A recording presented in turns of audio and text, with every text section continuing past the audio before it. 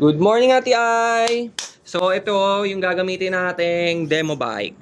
So, ngayon, tuturo ko sa iyo kung paano yung basic na pagkalas ng bike at pag-assembly pagka isasakay mo siya sa bus tulad ng request mo. So, itong video na to is para sa iyo specifically kasi hindi naman talaga ako nagbablog ng ganito. So, ipopost ko na lang din sa YouTube para makita mo, Ate Ay. So, sana makatulong sa iyo. So, ito, mula sa customer ko, Trek siya na bike na Pulsus. So, papayta ko sa iyo kung paano. So, bagong lahat, ito, kakailanganin mo, Ate Ay, ng ganito. Ito, safety spacer ng Shimano. Ilalagay mo to sa caliper para hindi mag-lock yung mga brake mo pagka kinalas mo. So, kailangan yan, harap likod. So, dalawa lang naman kailangan mo. Pagka non-series, ganito itsura. Ayan. Pag non-series na preno, ito yung kailangan mo. Tsaka ito. Pero ito kasi para dito. So, ito yung gagamitin natin. Pero yung sa'yo, ito.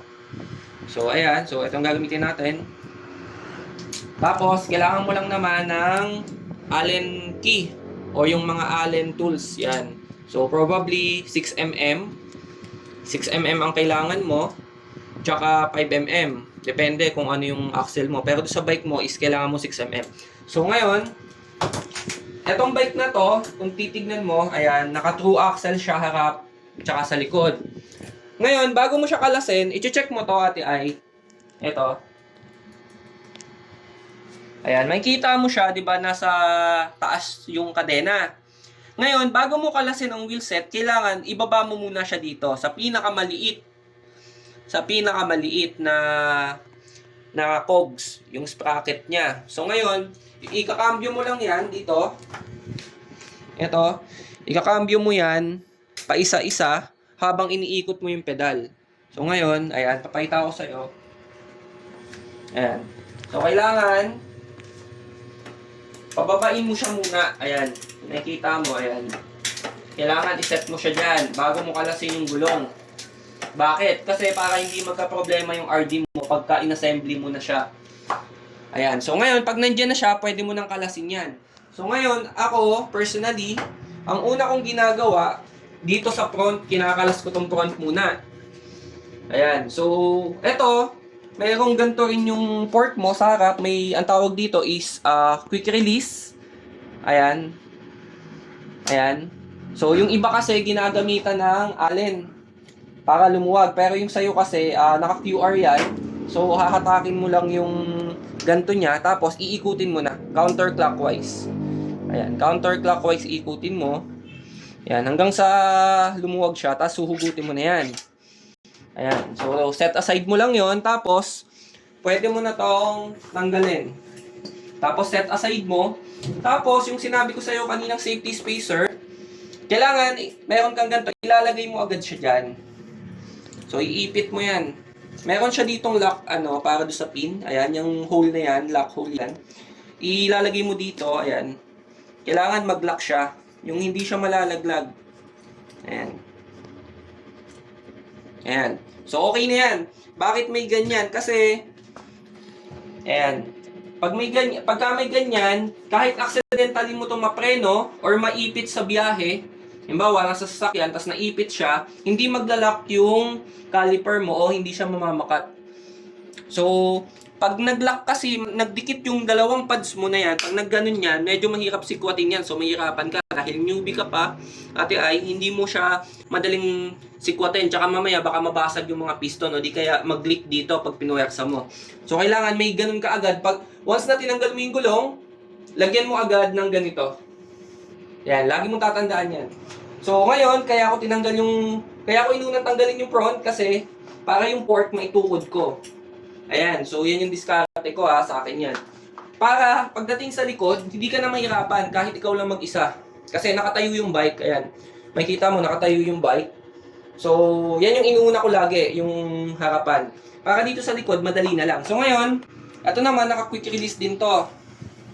Pero yung sa'yo kasi, Ate Ay, naka-true axle yan na Allen type. So, gagamit ka ng 6mm. Sasalpak mo, tapos iikutin mo counterclockwise. Ito kasi, hindi na kailangan ng Allen. Yung sa'yo kasi, Allen type eh. So ngayon, ito kasi, naka-quick release. Gaganunin mo lang to.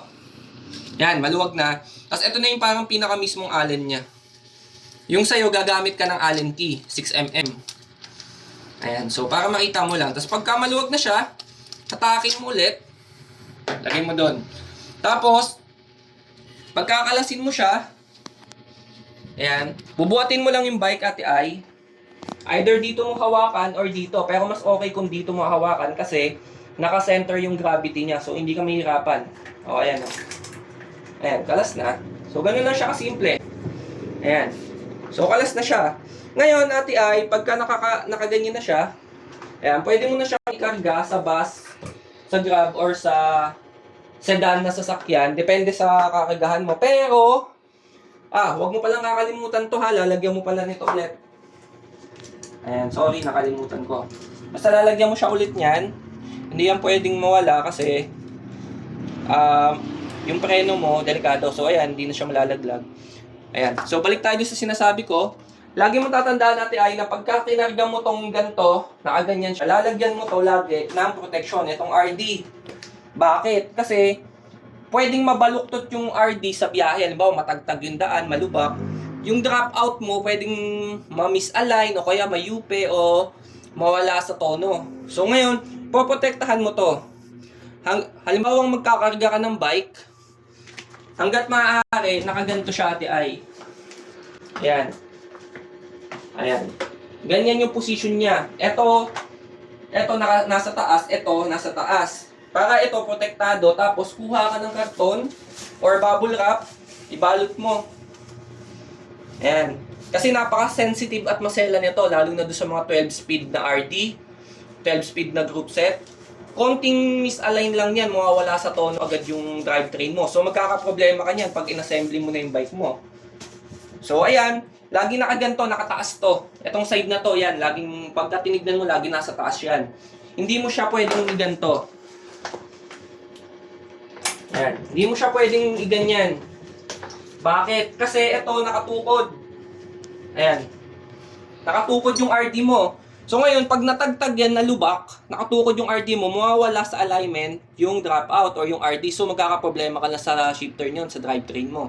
So ngayon, yan yung mga ginagawa ko. Personally, pagka nagta-travel ako, may karera kami, dumadayo kami ng mga event, ganyan.